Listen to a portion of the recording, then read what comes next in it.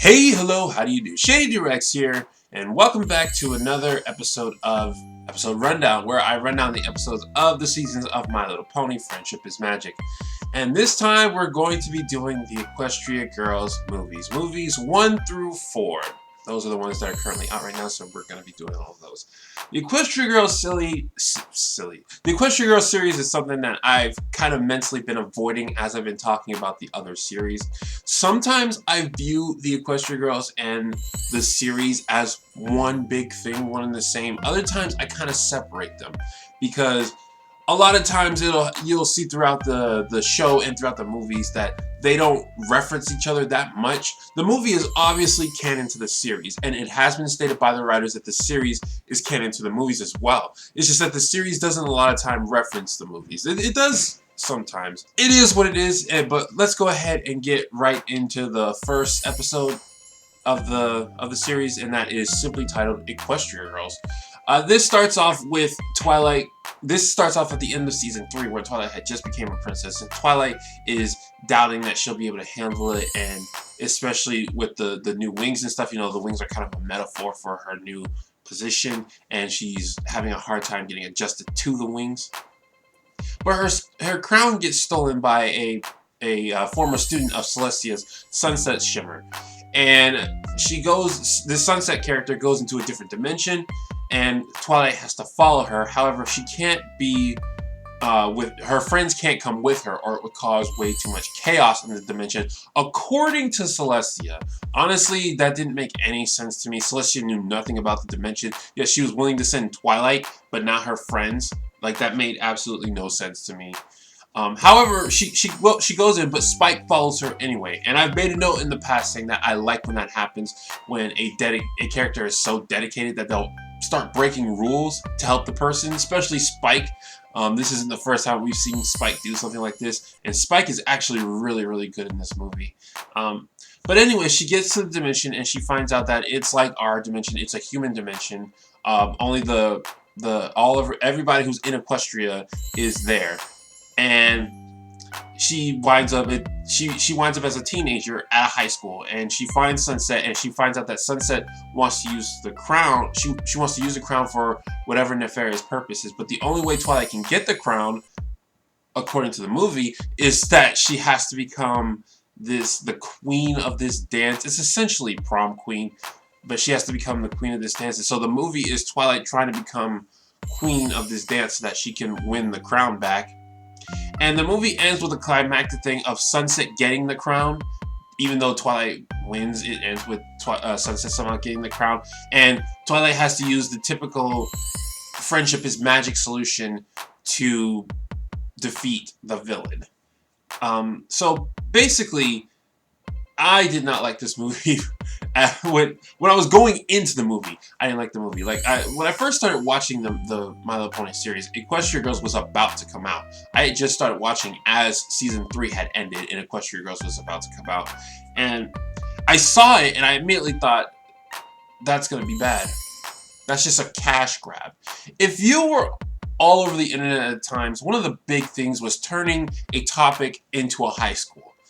They did it so much back then. They still do it now. And sometimes they were good and creative, and other times they weren't. Like, I've done pictures of that. Like, I have that Skyward Sword picture as a high school on my DeviantArt page. It's something that a lot of people did, and it seemed like My Little Pony was just trying to cash in on that. Now, this could have been good, but they did exactly that. This was only a cash grab. There's nothing unique about the Equestria Girls story. They hit every cliche of a stereotypical high school story. You got the new girl who comes in and she's just nice, trying to get to know everybody. You got the mean girl, that's Sunset Shimmer. You've got the love interest who used to date the mean girl but is interested in the new girl. You got the group of friends who are just the best friends that anybody can have. And the only thing that this does different from a typical high school story is that climax at the end where they defeat Sunset. However, that's the same genericness as any other fantasy story. Like, even, you can say My Little Pony, or you can say any other fantasy story where they just defeat the villain through the power of friendship or love or whatever. And while it might not be unique to the, while it might not be a cliche of the high school thing, it is a cliche to other things. There's nothing new about this. The only cliche they don't capitalize on is Sunset trying to steal back Flash Sentry. But even then, I don't see that as an overall good thing because they set it up. They set up that Sunset used to date Flash and that Twilight is now interested in him and he's now interested in Twilight, but it never goes anywhere. So it's like they set up for this cliche but never went anywhere with it. So it was kind of pointless. It was completely pointless. Going over all the aspects, you know. First, let's start with some of the big flaws. Other than it was just a cliche, you know. Because it was just a cliche and they just dropped My Little Pony in the mix. But other than that, some of the flaws. Sunset is the worst villain My Little Pony has ever had. Like, ever. In all of My Little Pony and all of the Equestria Girls, Sunset Shimmer is just a bad villain. She's cliche. Her plans are not well thought out. Her plans are actually pretty freaking horrible. Like, the things she does throughout the movie just don't make any sense. And at the end, she's like, my ultimate plan was to use this teenage army to go into Equestria. We saw how hard it was for Twilight, who was in control of her own mind, to adjust to the human world. How hard would it be for a group of teenagers to go into this pony world as quadrupeds while hypnotized, and on the other end is Celestia, Luna, Cadence, the main six, and the captain of the Royal Guards, so many unicorns who know how to use magic. Like, that's a horrible, horrible plan for Sunset to have. She was really bad. And then when she got foiled, she's like, I'm sorry. I never understood friendship. I don't know what to do. It was so bad, so cliche. The whole forgiveness thing, like maybe they could teach you. It was just bad. Both Celestias were pretty bad in this movie. The original Celestia was just making up stuff and making it seem like it was fact. Your friends can't go and help you because I don't want them to. And the principal was just... the principal and Luna, they were just really kind of stupid in falling for all of Sunset's things. Like, really this problem seemed to me like it could have been solved very, very easily if Twilight had just stolen the crown some way. I don't know how she would have done it, but it seems like she could have done it. Sunset did it once. I don't know why she couldn't do it again. Flash. Let's talk about Flash. Because as it's been stated over and over and over again, Flash is not a particularly good love interest. And I want to get my thoughts clear about Flash. I don't hate Flash. There is a character in the Equestria Girls movies that I do hate. And you all know who that is, but we will get to them when we get to them. Flash is not that character. But I do think he is a very bad character. And here's why. Flash is generically bland.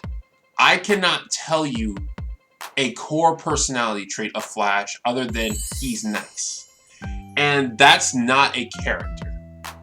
That is a blank slate. It's a lot like the characters from the movie Twilight, and how they're often said to be just blank slates so people can insert themselves and they don't really have to have characterization to them.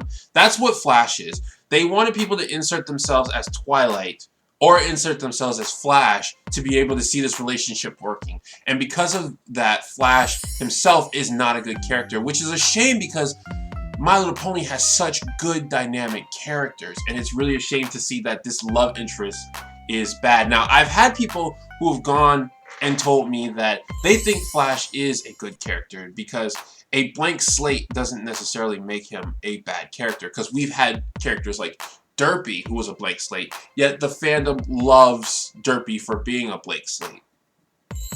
And here's what I see is the problem. Flash has a specific role in the Equestria Girls movie. He's a love interest. And as I said in, I don't remember what that episode was called, but it was in a past video, I said love interests have a specific purpose. They need to bring out the personality of the other person in the love interest. Flash should have brought out aspects of Twilight. Twilight should have brought out aspects of Flash. And neither of them did. Because Flash doesn't really have any aspects to bring out. He's just a nice guy with a bunch of things that don't necessarily add up to being a nice guy. Like he's got the bad boy guitar look about him. He's got this really rich car about him, but he still acts completely nice and all that. And the reason why it doesn't work with him is because he's a side character at best. And as a side character, he should have more about him. Like, I can tell you things about Celestia. I can tell you things about Luna. I can tell you things about Discord. All these side characters. I can tell you things about Spike. I think, actually, Spike would probably be considered a main character. I'm not 100% sure about that. But I can tell you things about them because as side characters, they meet their purpose. The more important you are to the story, the more well-defined your character should be. As a background pony, which is what Derpy started out as, and she eventually grew into slightly higher than being a background pony, she didn't need a personality to make her essential, to have her fulfill her purpose in the story. Flash does not fulfill his purpose in the story as a love interest because he's so bland. And it honestly doesn't make sense for Twilight to like Flash. It doesn't. This is the first time she's ever even seen a human. So for her to be attracted physically to a human doesn't make sense. And if you ignore that, she has never shown any interest whatsoever in being attracted to anyone at all. Twilight has never been attracted to anyone. So for them to throw in this really, really generic boy and say that she really likes him, despite how generic it is, it doesn't make any sense to her character. It doesn't make any sense to her character at all. Now, I've said before, I can forcefully make it make sense. Flash was the first person to be nice to Twilight, and Flash did help her out when she was in trouble. But other characters have done that in the past to Twilight. And she didn't fall in love with them. She became friends with them. She definitely became friends with them, but she didn't fall in love with people for helping her, for being there when she needed them to. So, yeah, Flash doesn't make sense at all. Black Griffin is right. This is a bad canon shipping. But one thing I do like about the Equestria Girls movie is Spike. Spike does a really good job in this movie. He's very supportive, very helpful, to the point that Twilight is glad that he broke rules to help her. And I was very, very glad to see him in it. I think throughout most of the movie, Spike actually does a really good job in these Equestria Girls movies. But all in all, the first Equestria Girls movie was really bad. And you could tell that they didn't try. Like, you could tell they were saying, hey, check it out. Isn't this from My Little Pony? Doesn't that make you happy? You can really tell. And at the end, I'm probably going to put this on the disappointed side. But I can't say that I was really disappointed because I was expecting this to just be a cash grab. And that's what it feels like. There's nothing special about this first Equestria Girls movie. A lot of times I say it is what it is, and that's the best way to sum up the Equestria Girls movie.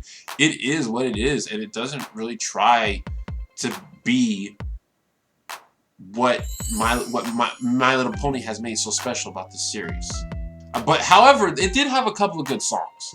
The cafeteria song, they're like, seriously, I was bored watching this movie, and the cafeteria song started playing. Like, I sat up and started paying attention because it was such interesting. And the credits song is really, really catchy. I actually didn't listen to the credits song until like years after I saw the movie, because a lot of times I don't like watching the credits. So, and I heard the song start, I was like, oh geez, another song, quickly end it. I was just done with the movie at that point. But after I finally did just actually listen to it, I was like, oh, wait a second. The star in the daylight, ooh, like a diamond at night. The second movie, Rainbow Rocks. This is when the sirens, a group of sirens who were banished in the past from Equestria, they figure out what happened at the school from the first movie. And there's residue magic left over from what Twilight did to Sunset. And they harness the magic and use it to hypnotize the students. The main five of the group, plus Sunset, who is now on the good side, are trying to figure out how to combat them. They call in Twilight from the other dimension to come, and basically they have to use the power of music and friendship to defeat these girls. This was such a step up from the first movie. Objectively, I would say that this is the best of the 4 movies. It is really, really good. Now, we all know that I tend to be biased when things have really good songs. That is a part of it. I will say that is a part of it. But even without the songs, I think this movie would be really good because the plot is interesting. It does something different with the high school stuff.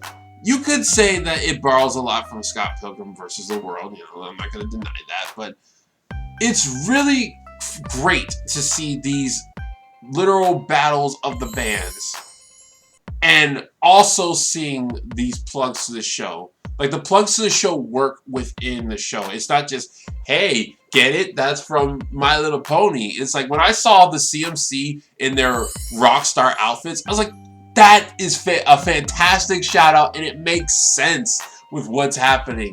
I've said before that Rarity and Mod Pie, it's kind of a tie between them of being my favorite character in the My Little Pony canon. At the time, I was ignoring the Equestria Girls movie. Sunset Shimmer is hands down my favorite character of this series. And it starts with this movie. Yes, she was a horrible villain. I will definitely admit to that. Sunset Shimmer was a horrible villain. But she does so much better as a good guy. It starts with her. We know from the last movie that she had to rebuild the school and do all the undo all the damage that she caused. That is a great start to a redemption. And that's one of the reasons why I have issues with Starlight Glimmer, because even though I said before, you don't need to try to make up for what you've done. I do think you should fix what you've done. I hope that makes sense. Let's say you knock something, you spill something, okay? I don't think you need to, you spill something, you say you're sorry. I don't think you need to make a new drink, but I do think you should clean up your mess. That's how I see it. And Sunset essentially had to clean up her mess. And I feel that's something Starlight never was expected to do. She was never expected to clean up what she had done. Because that shows a sign of repentance. When you say, I feel really bad about what I did. Let me start by fixing it. I hope I'm making sense. That's the start of it. Afterwards, nobody trusted her except for the main 5, because the main 5 are the main 5. They're very easily forgiving, very easily trusting. But nobody trusted Sunset Shimmer, and it set an atmosphere of this character has to earn the status that this movie wants us to see her in. Like, they're not just gonna give it to her. She talks to people and they're reluctant because they may have forgiven her, but they certainly haven't forgotten. Actually, I don't think a lot of them have forgiven her. I think only the main 5 have forgiven her. And they certainly haven't forgotten what she's done. But Sunset is not just going to feel sorry for herself. She does kind of feel bad about what she did, but she's not just going to sit down and feel sorry for herself. She actively goes out and tries to make new friends with these sirens, because she doesn't know that they're evil yet. She tries to show them the new her before they get to know the old her. She is working to be the good person she's supposed to be. And there's a lot of respect to that. And the show kind of puts her as a 7th Ranger, as Firebrand calls. As in, she's supposed to be this separate character who's with the group, but at the same time stands out on her own. And she does such a better job than Starlight Glimmer. I know you're probably getting tired of me comparing her to Starlight Glimmer, but it's gonna happen. She does such a better job than Starlight Glimmer because the show doesn't say, hey, she's so much special, she's so much more powerful than the other ones. The show says, this is Starlight Glimmer. This is how distinct she is from the group, but also belongs with the group. I don't think I worded that correctly, but at the same time, it was right. Starlight Glimmer was a part of the main group. However, she was reluctant to try and get as close to them as they were with each other. And that was a fault on her. That was a fault she had. Because of that, she could see them arguing throughout this movie, but she herself was not shown to be like this perfect thing that would ultimately solve the problem by herself. She had to work with them and show them that it took everyone together to make this work. The final ingredient was Sunset Shimmer, but she was not the only ingredient. She was not like the special ingredient. She was the final ingredient to defeating the foe. The whole thing about the Equestria Girls and magic is it doesn't make any sense, but it's something I'm willing to forgive most of the time. Like in this movie, they just pony up because they play music. Doesn't make sense at all, but it's something I'm willing to look past. The villains in this are probably the best villains that the Equestria Girls movies are going to have. They're not spectacular villains, but they do have personalities to them. So, the dumb one's kind of generic, you know, she's the dumb one. But again, they have distinct personalities, and they're threatening. I felt like they were threatening villains, especially when Sunset confronted them, and they threw that right back in her face. It's like, yeah, you're really close with your friends. That's why you're in their band. Oh wait, you're not in their band. There's a lot of manipulation going on with these girls, and they did it well. They did it rather well. Again, I don't see them as any genius villains or anything. The show has had better villains. I still say Starlight Glimmer is the best villain the show has had. She's one of the best manipulators too. But these girls were the best of the movies we've seen so far. So all in all, I really did like this movie. I still had some negative repercussions about it because the first movie was just so bad. But I have really grown to like this movie a lot, and I see it as the best of the Equestria Girls movies. Movie number 3, Friendship Games. Now, this movie I came into, and I was really happy from the last one, and I watched the promo for this movie, and I instantly loved it. From just the promo, I instantly loved this movie. They advertised that thing so well. This is where we get to meet... Oh! That was something I didn't discuss for Rainbow Rocks. At the end, they showed a teaser to this world's Twilight, to Human World Twilight. Now, that was something fans have been wondering about. Like, where is Human World Twilight? What is she doing? Why isn't she at Canterlot High School? And they teased that, and it was such a good tease. Like, it made you really want to watch the third one. So that's why I was so excited from the second one to go into the third one, because you really wanted to see what this Twilight was doing and how she was going to interact with the others. So this one, Twilight goes to another school, Crystal Prep, and she's trying to figure out what's going on at Canterlot High School. And I think that makes a lot of sense for who we know what Twilight is. Who Princess Twilight is. We know she's a curious person who studies and whatnot. However, this Twilight, whom the fandom calls Sci-Twi, Sci-Twi is very different from Princess Twilight, and that's something I greatly appreciate. And I'll get into that in a moment. But Sci-Twi goes to this school where everybody is just all about being the best, and she herself has already become the best in the field she wants to be the best in. She feels like there's nothing there for the school for her. She gets roped into participating in the Friendship Games, which is just an assortment of games between Crystal Prep and Canterlot High, because she is the best mentally, and they know that with her they'll have a really advantage when it comes to anything that involves mental education stuff. And but while she's there, she's trying to figure out what's going on with the school because there's magic anomalies everywhere. She captures the magic in this compact thing that she makes, and she's peer pressured into releasing it to help her team win the Friendship Games. Now, I would say that this is my favorite of the Equestria Girls movies. Definitely my favorite. I loved it before I even saw it. Like, I loved it before it was even announced.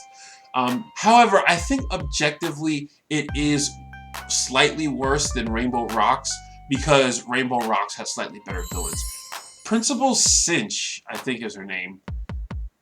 Principal Cinch is really not that good of a villain. She uses the same ploy. Oh, I might use my powers to make sure you don't get into the school that you really want to get into if you don't participate. And I don't think she should have been the villain. I think she should, if she had said that once, and then just that would have been it, that just would have been on Twilight's mind the whole time, I think it would have worked much more strongly. But she kept bringing it back up. And everybody's just like, yo, this is just blackmail. Just go and tell somebody.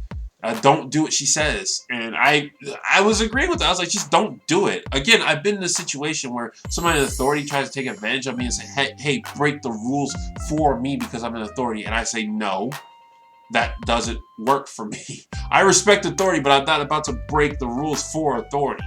And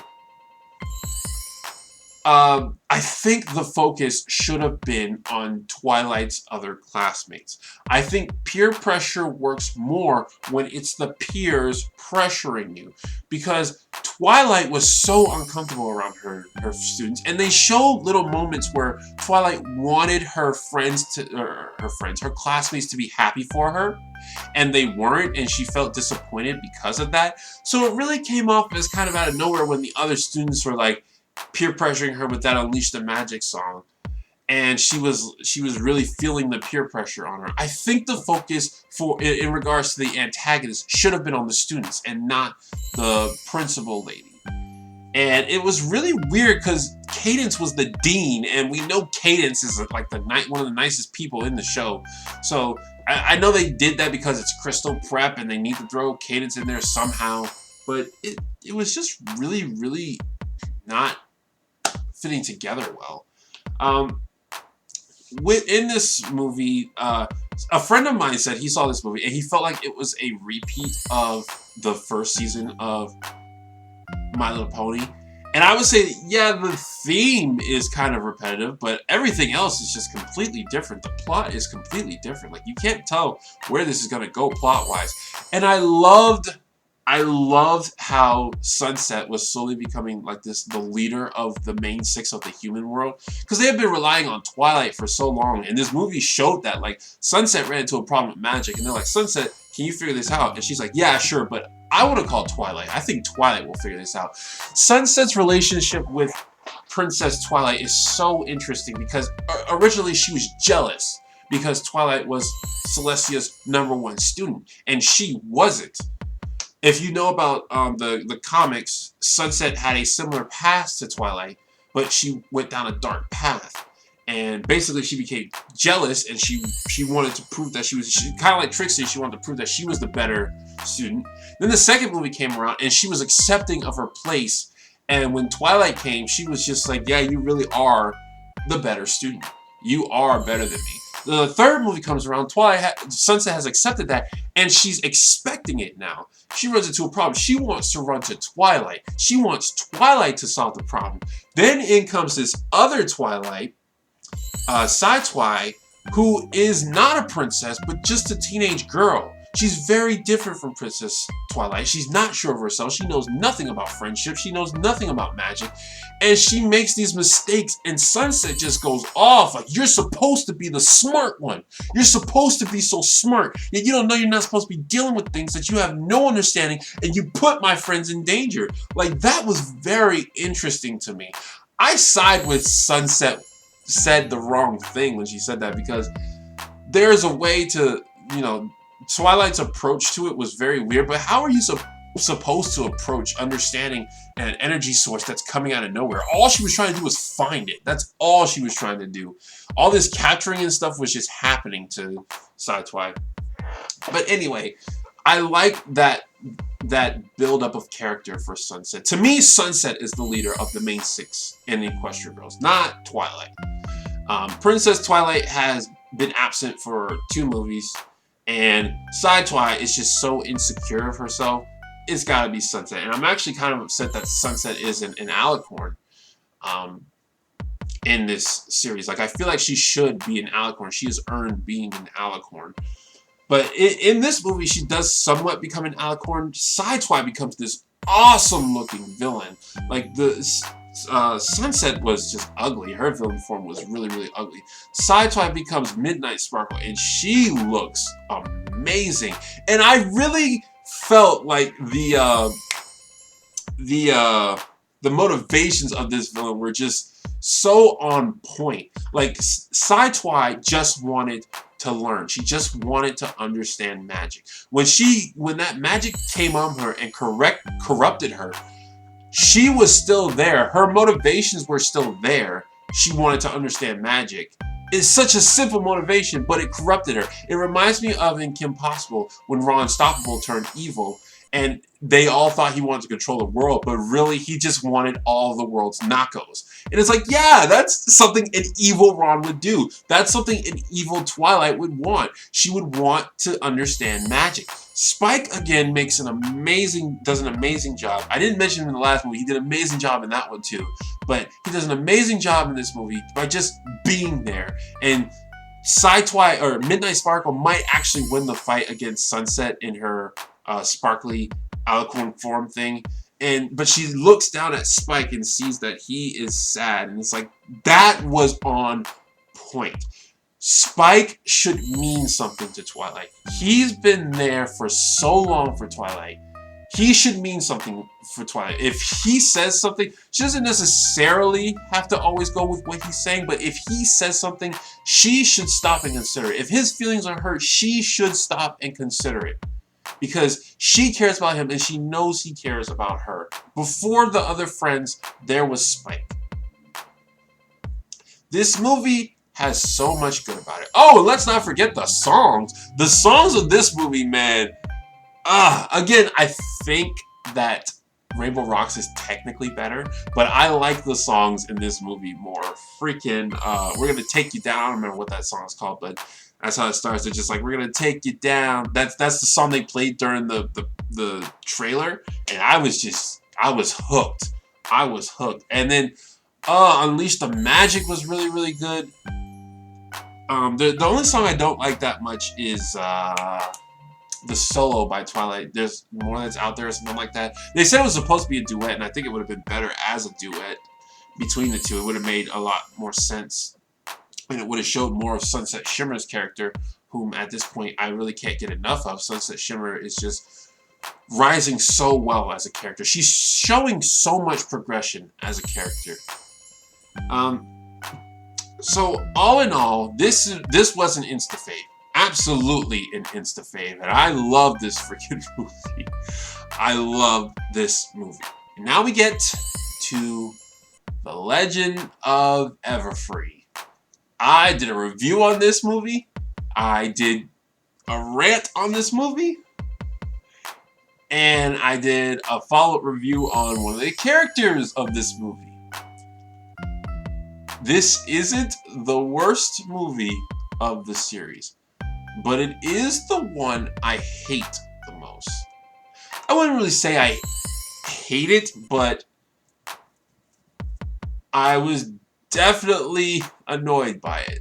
Extremely. Okay, so what happens in the movie? This is when the main six go on a trip to the Camp Everfree, and when they get there, they have some. They find these out that they're all getting these weird magical abilities, and that other weird stuff is going around the camp. Now they think that it might be this creature called Gaia Everfree, which is just a legend that one of the camp counselors made up. Sunset believes that the camp counselor, the male camp counselor, is the guy trying to sabotage the camp because he wants to go home, or because he wants to move. But it turns out to be his sister, who is the other camp counselor, and she has these gemstones that were meant for the main seven, but she uses them, becomes this like Poison Ivy kind of villain, and the girls become like super powered superheroes, that was redundant, to save the day. Now, I have a lot of issues. I just skimmed over the plot, but there are so many issues I have with this movie. If you've seen the reviews, I'm probably going to repeat myself, but I really want to get everything out right now. So, starting up first off, the expositions, they include a lot of expositions into the movie in these Equestria Girls. It's been something they've been doing in every single movie. It's not just this movie that they do it. However, the more movies that they have, the longer these expositions get. The first third of the movie is just filled with so much exposition. Them just constantly saying, oh, you remember when this happened? Oh, you remember when that happened? Oh, that wasn't your fault when such and such happened. This is blah, blah, blah, blah, blah. And it's just so much. I'm just like, can we just get on with the story? The second thing is that the last, I want to say like 10 minutes of the movie was just, it was a different movie. Like, the conflict of the movie had ended, and then another conflict just came out of nowhere, and they were trying to solve that. I'm like, this is a different movie. Did you guys need the extra time? What's going on here? Then there's one of my major problems. It's just how Twilight acts in this movie. Twilight, her actions make no sense. She thinks that she is the source of the magic that's going on. But no evidence suggests that. Now, I'd be willing to forgive that, but Twilight is supposed to be the scientific one. And it doesn't make sense that she would think she's the source when so much evidence points to her not being the source of this magic. It really did not make any sense. It felt really out of character, like they were trying to force her to feel this fear because she was really scared of Midnight Sparkle. Somebody, I think it was Mad Munchkin, I'm not sure, somebody said they would have loved it if she turned to Midnight Sparkle at the end. Midnight Sparkle defeated the villain, but then the main five, or the main six, the rest of the main six had to defeat Midnight Sparkle because she did become... That, I would have loved that. I would have loved that. That would have been amazing. But they didn't do that. Midnight Sparkle turned out to be just a fear. Like, there was no defeating her. She didn't even come out. It was just a fear that Twilight had. But yeah, I did not like... And it made no sense that Sunset found out about Twilight's power. And Sunset, who, of all the people there, knows the most about magic. She goes over to Twilight, she's like, let's talk about this. Let's talk about your power. She's like, no, I don't want to talk about it.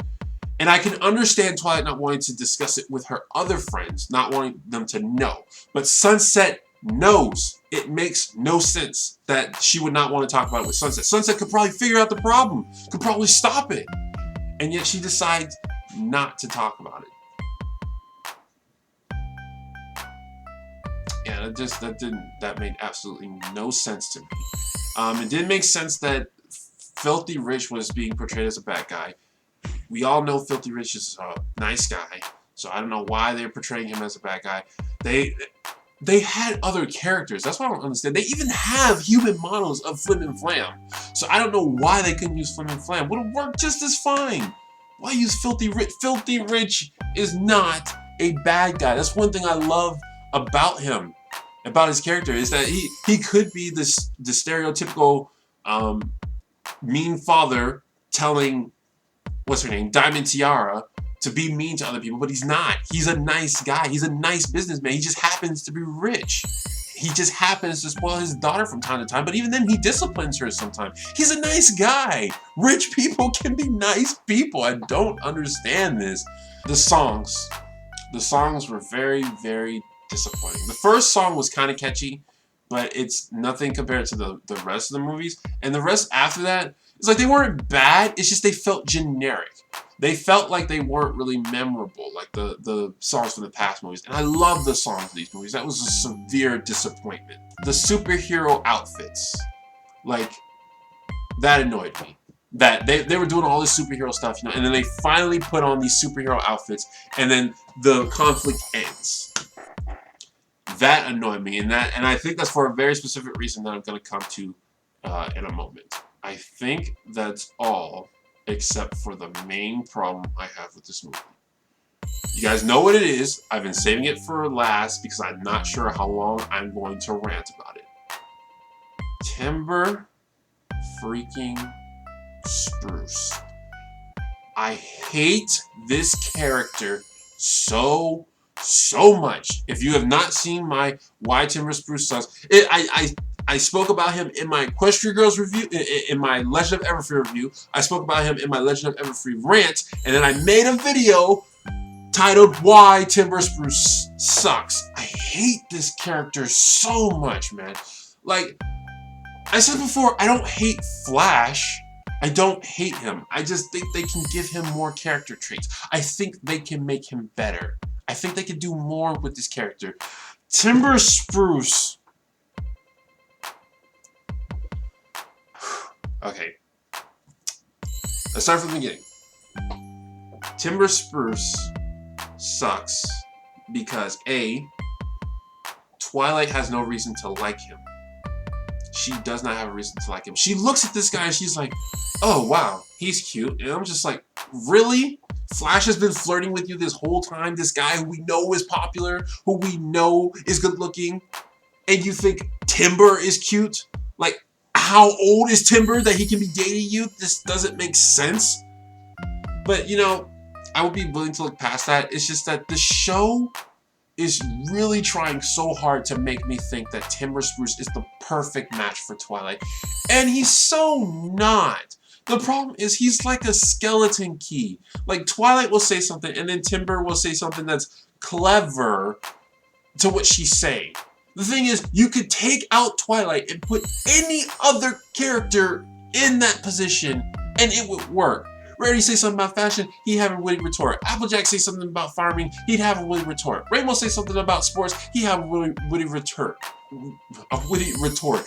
Any character ever could do, you could put them with Timber Spruce and it would seem like they were compatible because he's good at keeping conversation skills. And I said this before, I don't think he's necessarily a bad character. In fact, I think he's technically a better character than Flash. But I think he is a horrible love interest because they're trying to deceive people. They're trying to deceive people to make them think, oh, he's like this really cool nerd and he can be nerdy. You know, he comes up with puns and that makes him somewhat nerdy. And I'm like, no, this guy is not a nerd. You guys have not put enough time into this character to make me think he's a nerd. You're just making him say witty retorts. Stop it. That's not a reason for someone like Twilight to like him. This character. I'm trying to keep my voice calm because I have neighbors, and if I start shouting, they might get upset with me. But listen to me. This character is fake. And I cannot stand that. And what I mean by fake is they want me to think he's one thing, and he's really not. He is really not. I've seen bronies react to some of the people on I think it was the analyst bronies react. They're like, oh, it's so cute when you see nerds flirting with each other. And I'm just like, he's not a nerd! I'm sorry. I'm sorry.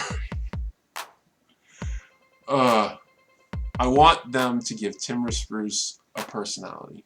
If they want to make him a nerd, that's fine. But I want them to give him an actual personality and have him play off of Twilight and have him do something with Twilight in regards of, I said it before, I'm having trouble saying it again.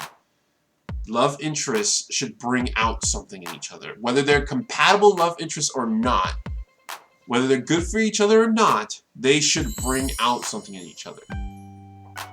These two don't. Timber brings out nothing from Twilight. She brings out nothing from him. He's not a complex character. He comes out and is like, I had a secret when I was a kid. I wanted to hang out at the mall. That's not complex. That's not complex at all. Oh, you must be special because I told you my special secret too. What? What?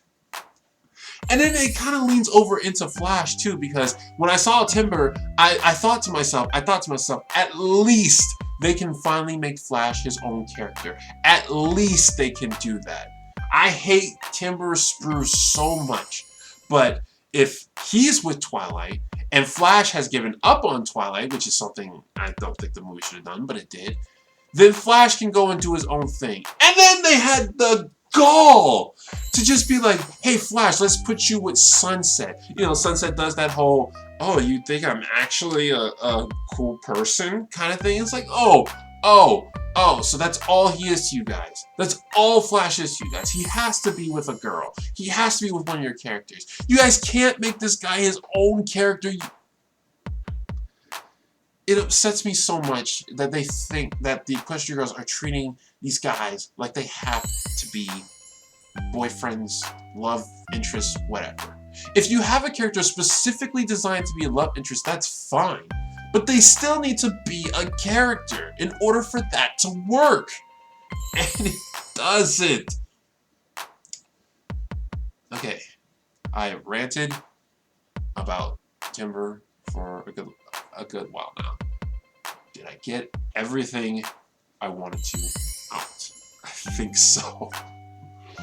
Oh, but I do hate this character. I think I hate him more than Starlight. Like, Starlight appears more often, so a lot of times I think I hate her more than I hate him. But Timber, the fact that he's just so fake. Ugh.